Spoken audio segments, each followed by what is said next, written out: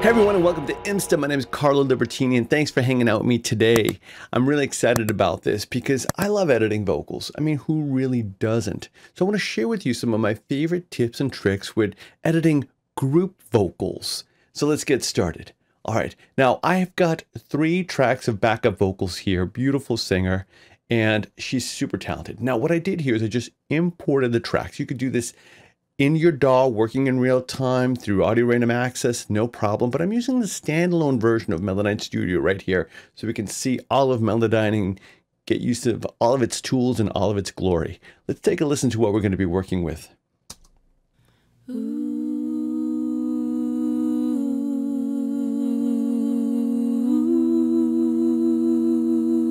Really beautiful singer.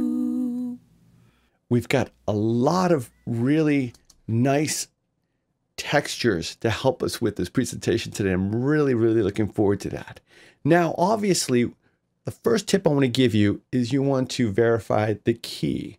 It's always important to know what key your song is in, because when you start working with vocals, for example, to bring audio into our editor window, I'm going to select focus here. Let's see, on harmony number 1, I'm going to choose the orange icon, and there it is. Now, to see our audio, you could double click in the sliders to compartmentalize it all at once there.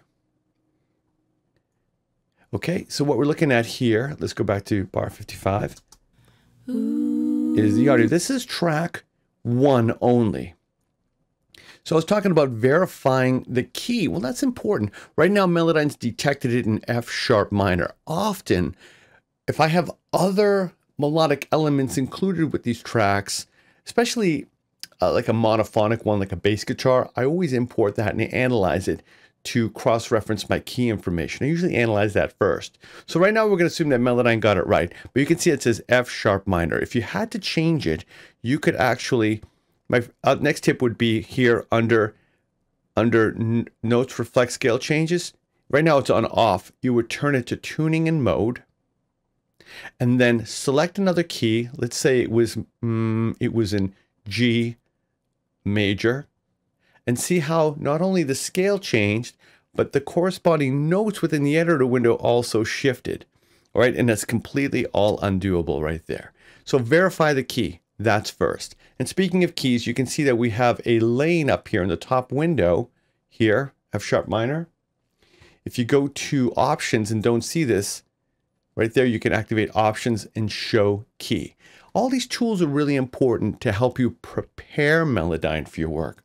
A lot of people I know, they just turn on Melodyne and they start shoving buttons and pushing things around and making things harder for themselves sometimes. But if you take a few minutes to prepare your audio in advance, find out what key it's in, verify that, activate some of these visual aids for you, your workflow is going to be a lot more easier. Okay, now let's bring in harmony number 2. Here's harmony number 2 and harmony number 3. Now to do, I don't have anything in that lane, but if I was to scooch down to here, let's say right about there, and we could bring all 3 of our harmonies in, 1, 2, and then 3.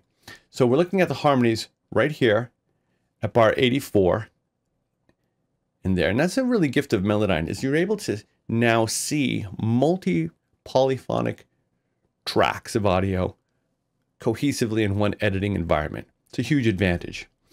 And I want to give you another tip. Down here at the bottom right, you've got this little Egyptian Eye of Horus type shape. If there's audio notes that are overlapping, the singer singing the same note, and you want to just bend it up a little bit to see it, you're not adjusting the pitch at all. You're just adjusting the angle of the view. Okay? So if you suspect there's a note behind it that you can't get, you can kind of like move them out of the way, but you're not changing the pitch when you do that. So keep that in mind. Let's hear this section.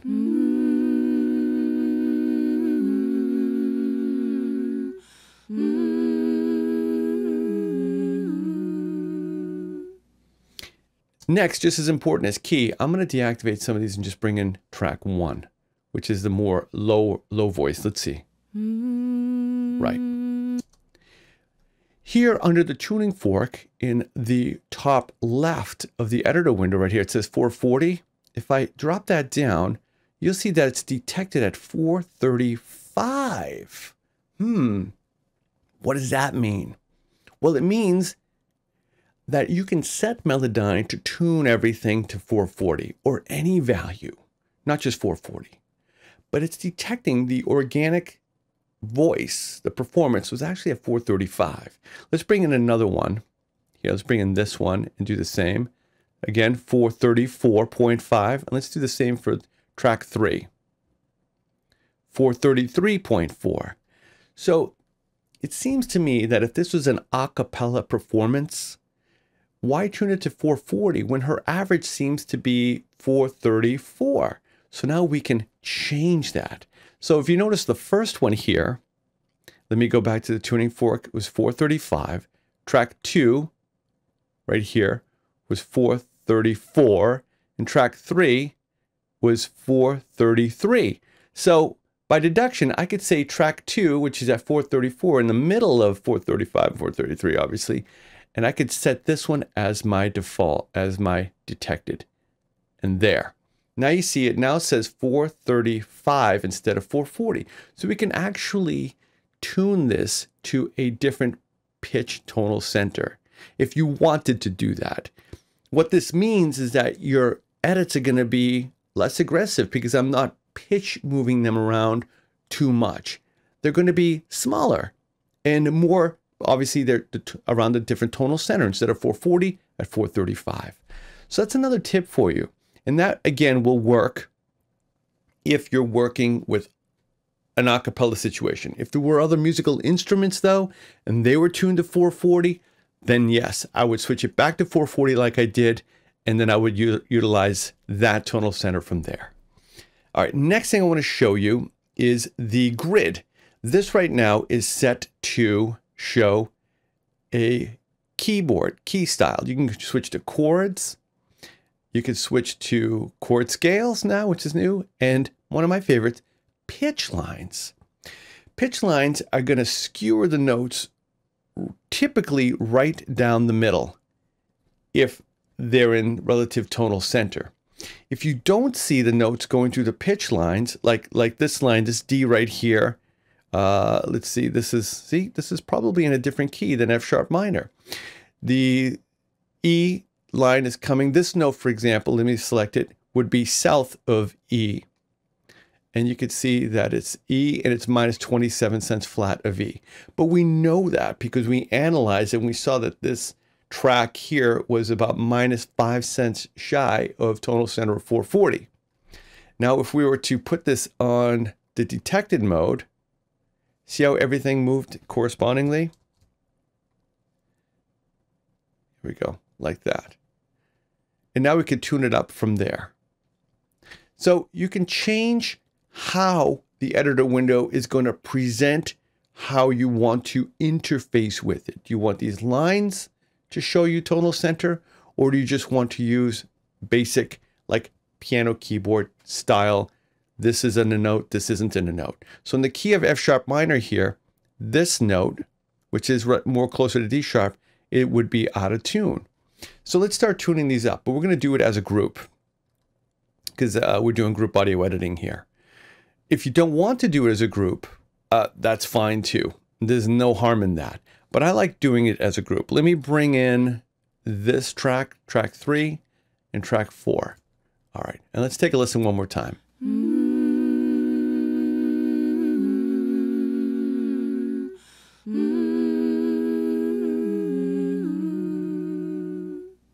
Now you could do this one track at a time, or we could now utilize our macros. Macros are going to allow you to take a bunch of different,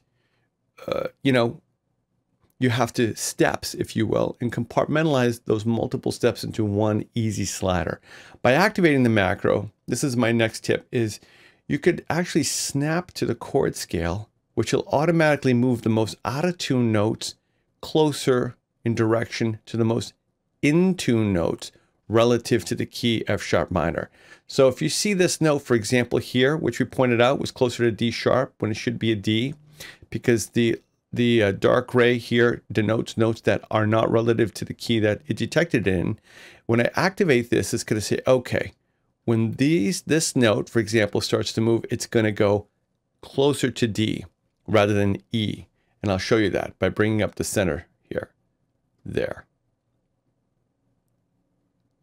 And again, let me cancel this. You could do this in real time. And this is how I often like to work, is I will play back the corresponding melodic files in the back if they're acoustic guitars or a bass guitar or a piano performance.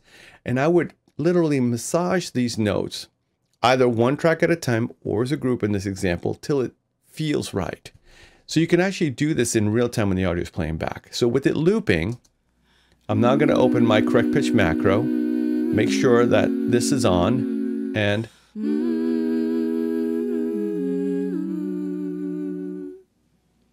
let's see how this does it.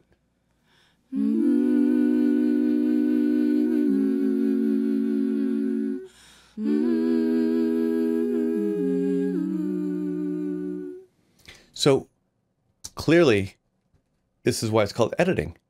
We have work to do, and I like that. If you wanted to commit your edits, though, you could just press OK here. But if you cancel it out of the correct pitch macro, then nothing has been applied. I noticed that the drifting was really off. Now, the drifting, what that means is it's the strength that a singer, in this case, was able to maintain their voice in tonal center. When you hear someone say that they sound pitchy, it means that they're drifting. You know, they're not stabilizing their voice around tonal center as much as possible.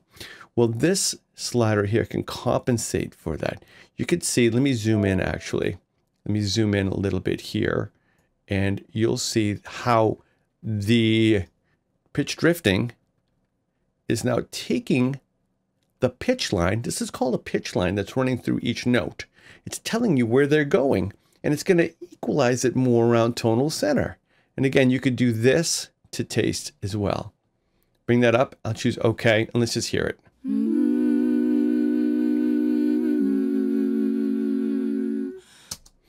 So everything would be a little bit more locked in that case.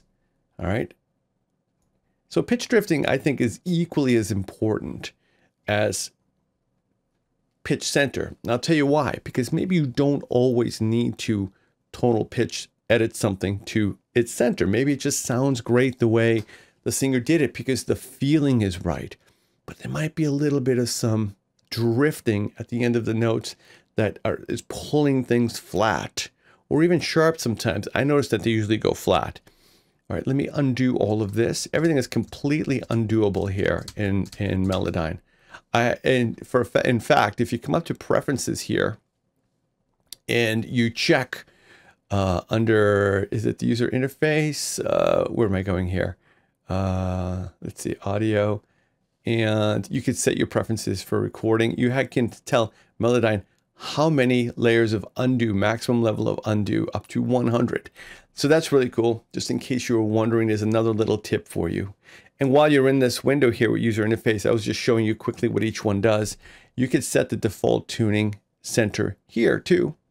If you wanted to double click this, and let's say you're working with the singer all the time, or you're a solo artist and you're the only one who's ever going to be using Melodyne, and you know that you sing more in total center around 435, then you can set that default here in your preferences and lock it in. And then every time you turn it on, it will not say 440 here. It'll say whatever value you entered. All right. And I do recommend activating show tool tips. No matter how often I have been, for many, many years that I've been working with Melodyne, I still appreciate that, and it never gets in my way. All right. This is the original file. I undid everything.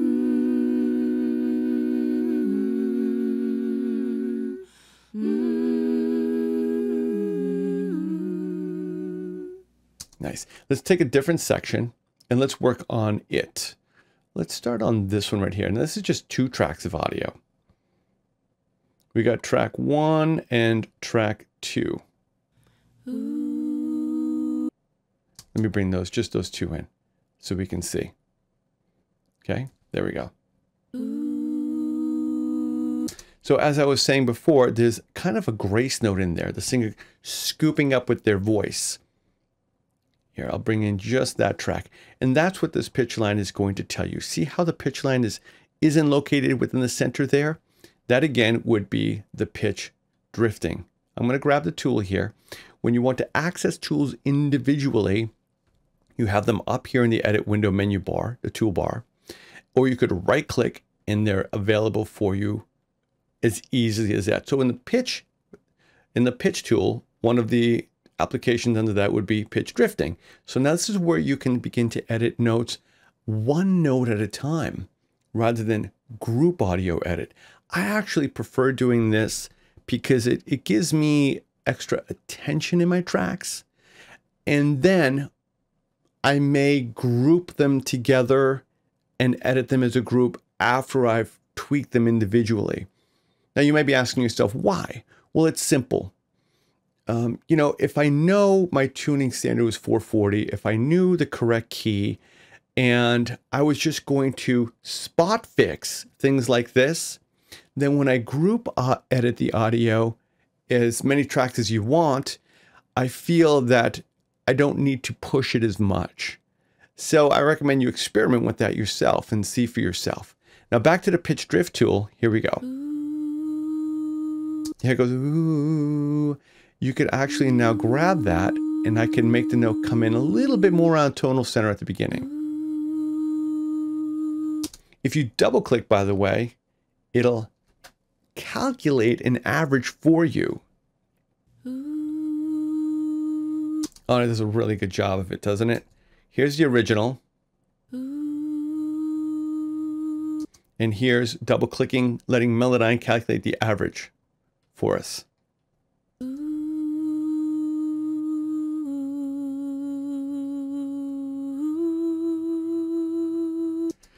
And the pitch line is really super accurate. If you noticed over here in this note right here, this is vibrato. Although this is vibrato, right here in this area, it pitch drifts flat. So now we can fix that. Let's grab our pitch drift tool. I will bring it up a little bit. Oh, here we go. So by individually fixing each note like this and just targeting the most problematic outstanding sections, then I feel like, you know, you surgically address the worst parts and then you're able to cohesively work with them together when you're getting closer to your final mix. Because sometimes you may manipulate audio at Melodyne and think, you know, and then hear something later on, but you might get lost in your work and say, oh, what track is that? I've done sessions with up to about 42 tracks of backing vocals. And most of them up to 12 or 15 singing at the same time. So you need to be aware of, it's kind of like housekeeping. You want to know what you're doing. And that's why I don't recommend pushing it too far and targeting the most problematic areas first, individually. All right, so let's get back to this section here now.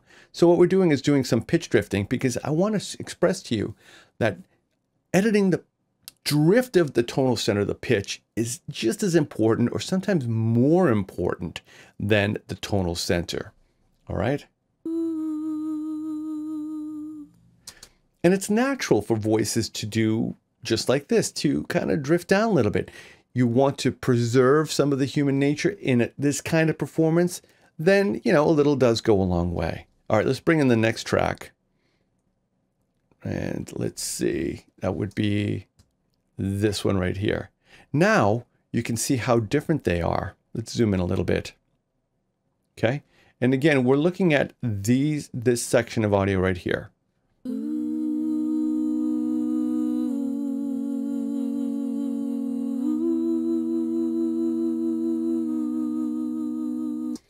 So when you're working with group audio like this, and you get one track, I call it my anchor track. So harmony number 1 is my anchor track. I would go through and surgically give that the most attention and make it sound the way I want it to, whether it's organic, natural, tight, you name it, because you also have timing tools here that we're going to get to in a second. But when you add another track and you play it together, then it's easier for you to hear some dissonance because you know it's not the source anchor track you created, It's the new track that you've introduced as the new layer of harmonies here. So now we're talking about how to group edit audio, one step at a time, as you would. Okay, so we made an anchor track, which in this case would have been my track 1. You could do pitch and even amplitude, and you could edit sibilance with Melodyne now. Super powerful. And here, what I'm going to do now is create my anchor track. I'm going to make it gray. And by making it gray means it's visible, it's audible, but I can't accidentally edit it. And that's another tip I want to share with you. So by choosing the gray icon, it's visible, it's audible, but it's not editable. I can't take this note now and move it around, but I can. I can with that one. All right. So to protect yourself from creating accidentals, but you want to see the information, use that color icon there. Now let's edit the track number 2, harmony number 2, in reference to our newly created anchor track, harmony number 1.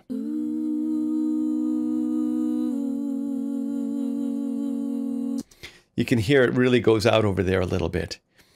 So let's grab my pitch drift tool. I'm going to grab this note. You can select a whole region of notes. Let's say I'm going to select all of these. Here's another tip for you. If you select a group of notes, then everything that is highlighted will be edited. And now be careful with that, because, as I mentioned before, you may think it sounds good in one spot, but you may be taking something away from a different spot. So critical listening is really important. But with all that selected, I can now edit the drift. I'm going to double click and let Melodyne calculate it. In fact, I'm going to take this one and I'm going to bring it a little bit more on tonal center myself. Let's hear them both together.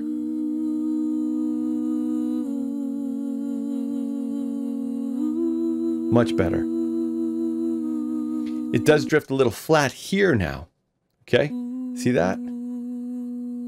So I'm going to take this one and edit it this a little bit better. I adjusted this note.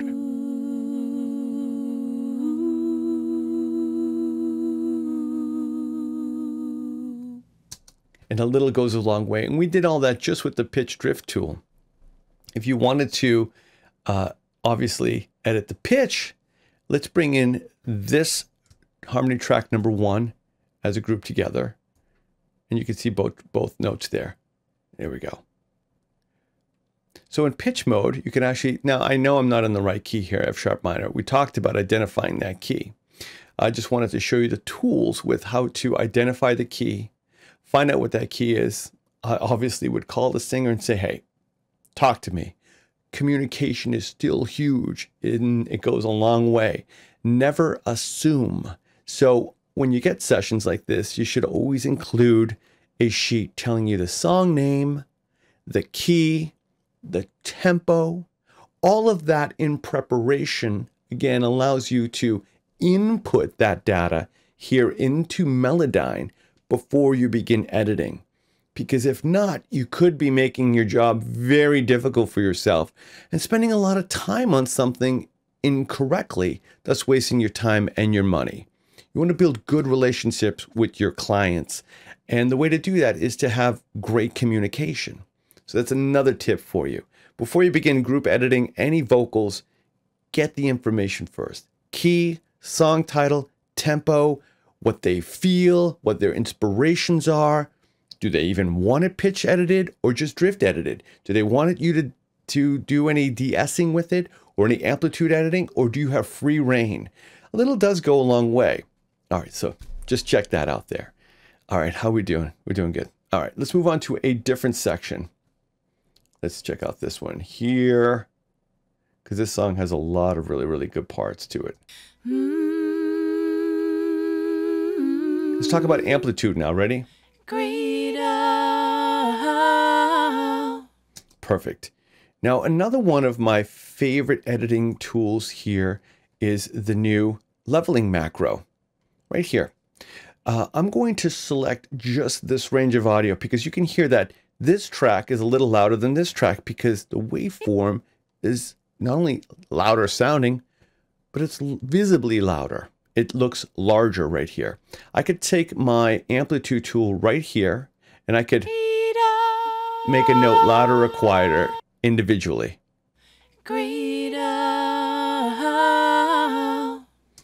Now there's some natural dynamics there if you wanted to keep that. But I want to show you the leveling macro because it's one of my favorite tools here. I'm going to select this range of audio, opening up the new leveling macro, because if something sounds a little funky to you, or it might be too loud, and so now you can actually take advantage of these tools built into Melodyne here in Studio 5 that we're using to edit that. Because when you group audio editing, it's not always about pitch. Amplitude can make a huge difference. And these two sliders couldn't be any easier to use. Check it out. Make quiet notes louder. You can see that, especially this area, this vocal harmony is quieter than this one. Watch how this vocal harmony gets louder and this one doesn't even change. See that? So I could do, if I wanted to match the amplitude now more closely, I could do, hey, turn this one up a little bit, or I can make the louder ones quieter. See how this note here, in particular this one? So let me bring this one down a little bit, and let's bring this one up a bit. So it's a little less 6 of one, half a dozen the other. And then choose OK. Oh, beautiful. That actually worked really, really well. And don't forget, if you want to go in there and edit it individually again, by selecting a note, it gives you information in the decibels. You can type in the value here, or in real time, you can manipulate it just a little bit like that. I tweak those two down a little bit further. Ah, sounds great. So amplitude editing, I think, goes hand in hand. You see, you're going to use all of these tools actually in concert with each other. Your selector tool allows you to select and move the audio around. Obviously your pitch tool with your modulation, which does vibrato and drifting. And you have a four-man tool, which allows you to change the timbre. Let's do that actually a little bit. It's kind of fun. If I take this audio and I raise the timbre, I can make her sound a little bit younger there. Let's just focus it on this one. Or if I wanted to make it deeper.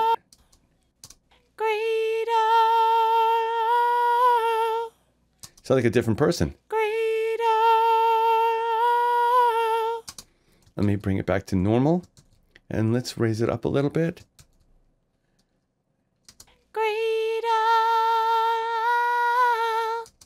Format tool is really cool when you want to take group audio. And if it's the same singer sometimes, things may overlap and blend a little bit too good. So when you want to make a track sound a little bit different, a differentiation, especially when you're panning them, things like the four-man tool, where you take the same singer's voice, like in this case, or anybody's voice, and you make them sound a little bit higher, maybe younger, more child kind of sounding, but still in pitch, or lower, more soulful and warm. You could add weight to your group audio vocals, or you could add a little bit more presence to the group of vocals there. So the four-man tool can help you do that. And then of course, you have amplitude, timing, and note separation. Now, when you switch to timing here, the timing tool, I think, is indispensable as well. I'll select this range of audio right here, open up my timing macro, and then you could time it to another track. I could time these two tracks together if I wanted. I could time it to harmony 3, 1, 2, or 3. So I can lock them into each other, or I can lock them to any grid spacing I want. And see how they move? There. I'll just do a little bit, like 11%.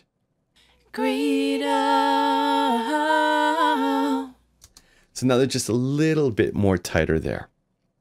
So we talked about group audio editing in a sense that I hope is very different for you. We talked about organizing your session. We're getting the information regarding how to set Melodyne up for you. Talked about pitch drifting, a little bit about amplitude, some about the keys and pitch. because there's more to group audio editing than you may realize, and taking advantage of all the tools together in a different way is sometimes a new way to think creatively for yourself. So thank you for watching, everyone. My name's Carlo Libertini, and the best way is to get started. Thank you and have a great day.